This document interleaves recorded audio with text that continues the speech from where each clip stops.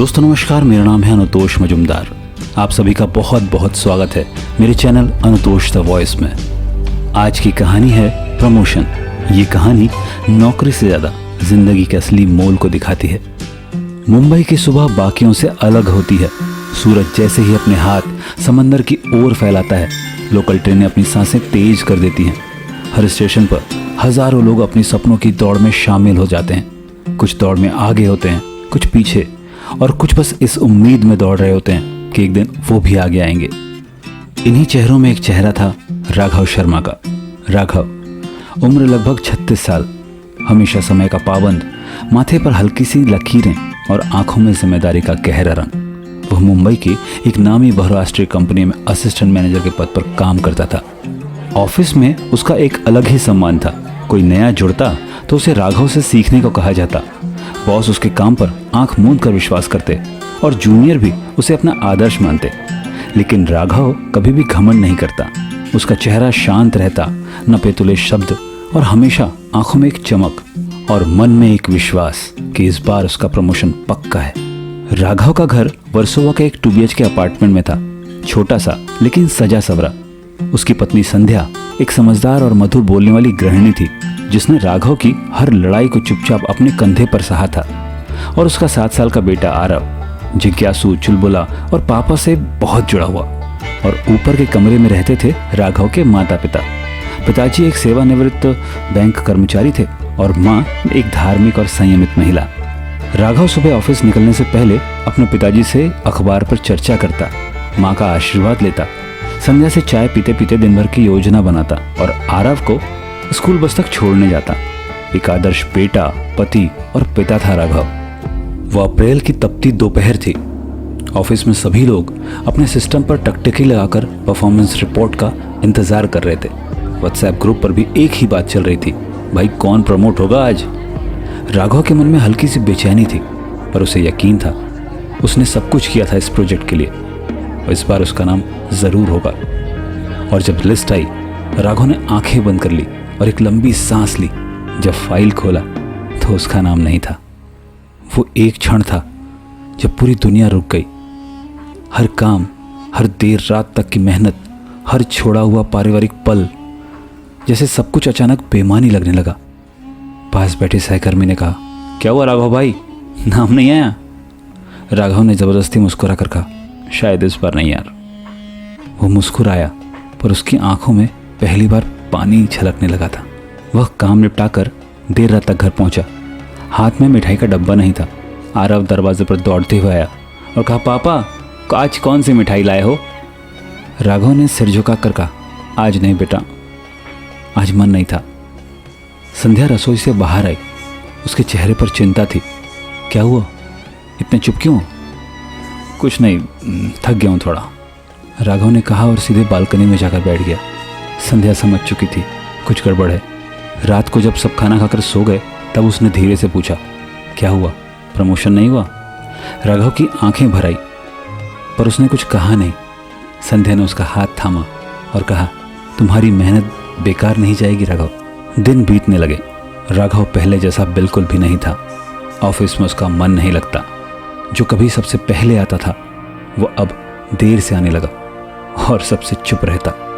अब वो शराब पीने लगा था, पहले कभी कभार, फिर रोज।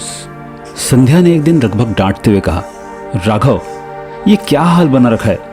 जिंदगी एक प्रमोशन से बड़ी होती है क्या? हम सब कोई मायने नहीं रखते तुम्हारे लिए?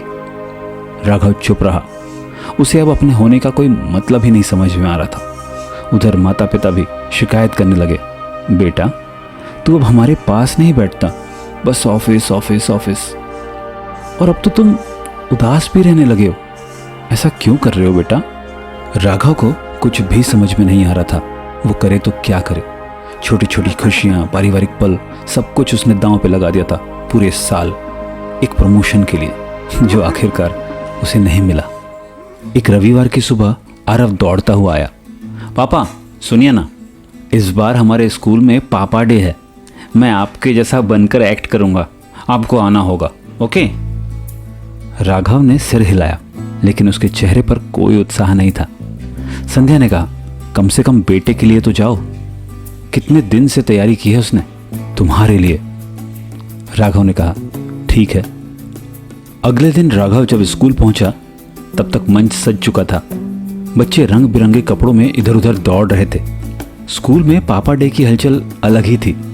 हर बच्चा अपने पापा को गर्व से खींच रहा था और कुछ रो रहे थे क्योंकि उसके पापा नहीं आए, और कुछ शर्माते हुए अपने एक्ट की प्रैक्टिस कर रहे थे।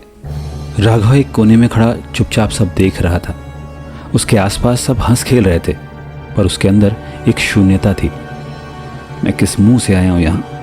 जो खुद को नहीं संभाल पाया वो अपने बच्चे का आदर्श कैसे हो सकता है? तभी मंच से माइक पर टीचर ने आवाज लगाई, अब हम बुलाने जा रहे हैं आरव शर्मा को, जो आज अपने पापा बनकर एक छोटा सा नाटक प्रस्तुत करेंगे। और तालियां बजने लगी। राघव की गर्दन अपने आप ऊपर उठने लगी। आरव मंच पे आया। सफेद शर्ट, नीली टाई, मुंह पे वही हल्की सी मुस्कान और चाल में वही आत्मविश्वास, जैसे उसके पिता राघव की छाया चलकर आ रही हो। माइक के सामने आकर उसने कहा, नमस्ते, मैं आरव हूं।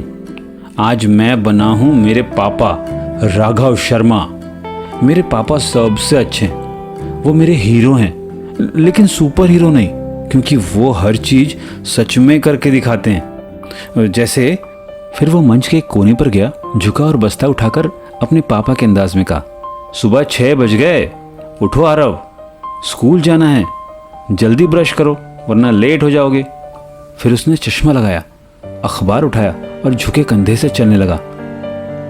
बाबूजी, आज टाइम्स ऑफ इंडिया मिला है, लेकिन क्रॉसवर्ड तो आप ही हल करेंगे ना। फिर वह हाथ में झाड़ू लेकर मंच के दूसरे कोने पर पहुंच गया और बोला, मम्मी की तबीयत ठीक नहीं, खुद किचन साफ कर लेता हूं। अरे संध्या, तुम आराम करो, ठीक है। सब हंस रहे थे, पर राघव की आंखों से आंसू बहने लगे। फिर आरव एक प्लास्टिक की बैट उठाकर बोला, ऑफिस से थक कर आए पापा। लेकिन फिर भी बोले, आरव चलो तुम्हें बैटिंग सिखाता हूं। मेरे पापा थकते नहीं हैं, वो बस मुस्कुराते हैं। उसकी आवाज़ थोड़ी धीमी हो गई। वो माइक के पास जाकर बोला, आप लोग कहते हो कि प्रमोशन ज़रूरी है, पर मेरे पापा को तो भगवान जी ने पहले ही प्रमोट कर दिया। जब वो मेरे पापा बने, पूरा हॉल तालियों से गूंज उठा। राघव का सीना गर्व से चौड़ा हो गया था, पर चेहरा आंसुओं से भीग गया था। उस पल राघव के भीतर जैसे किसी ने सारी धुंध साफ कर दी हो। उसे लगा, मैं कितना गलत समझता रहा अपनी असफलता को। जो असल में मिला है वो इस मंच पर बोलता बच्चा है, और वही मेरी सबसे बड़ी कामयाबी है। वो दौड़ के मंच के पास पहुंचा, आरव को गोद में उठा लिया। आरव ने कान में फुसफुसा कर कहा, पापा आप तो मेरे असली सुपर हीरो हो। स्कूल से लौटते समय राघव की आंखों में अब धुंध नहीं थी, एक स्पष्टता थी जो सालों बाद उसके पास आई थी। वह कार चला रहा था, लेकिन पहली बार उसे कहीं पहुंचने की जल्दी नहीं थी। आरव पीछे की सीट में सो गया था। उसके हाथों में प्लास्टिक का वही बैट था जिसे उसने दिखाकर कहा था, मेरे पापा कभी हारते नहीं हैं। घर पहुंचकर माँ ने दरवाजा खोला। आरव कैसा रहा बेटा? राघव ने मुस्कुराकर कहा। आरव ने आज पापा को दुनिया की सबसे बड़ी पहचान दिला दी माँ। संध्या ने चाय का प्याला आगे बढ़ाया और धीरे से कहा, देखा कितनी बड़ी प्रमोशन मिली तुम्हें, वो भी बिना किसी मीटिंग, बिना किसी रिपोर्ट और बिना किसी बॉस के सिफारिश के। राघव बड़ी जोर से हंसा, सालों बाद पूरे दिल से। उसने पहली बार महसूस किया कि कभी कभार जिंदगी हमें वो दे देती है जो हम वाकई डिजर्व करते हैं। बस हमारे देखने का नजरिया बदल जाता है। परिवार जीवन का वो हिस्सा है जो सबसे महत्वपूर्ण है। अब ऑफिस जाना भी एक अलग अनुभव बन गया। वो अब भी असिस्टेंट मैनेजर था, पर मन में अब कोई असंतोष नहीं था। जब भी लोग चाय के ब्रेक में बात करते कि इस साल किसका प्रमोशन होगा, राघव बस मुस्कुराकर कह देता, मुझे जिंदगी ने प्रमोट कर दिया बॉस, अब मैं अपने बेटे का हीरो हूं।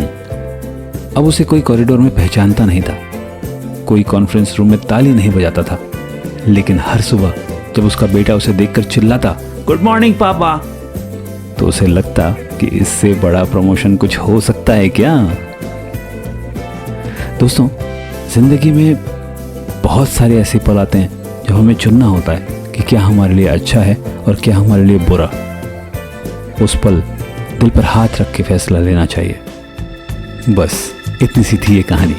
दोस्तों, अगर कहानी अच्छी लगी हो तो लाइक कर जाइए और चैनल को सब्सक्राइब कर दीजिए ताकि आपको और भी कहानियाँ सुनने का मौका मिले।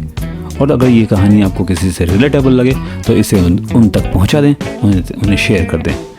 Thank you so much everyone. आपके सपोर्ट और प्यार से मुझे बहुत प्रोत्साहन मिलता है। बहुत बहुत शुक्रिया। अब मिलते हैं अगले वीडियो में। जय भारत, जय छत्तीसगढ़। आप अगर नए हैं तो हमारे चैनल को सब्सक्राइब कीजिए और अगर आपको ये वीडियो अच्छी लगी हो तो लाइक कीजिए और अपने दोस्तों के साथ शेयर कीजिए। धन्यवाद।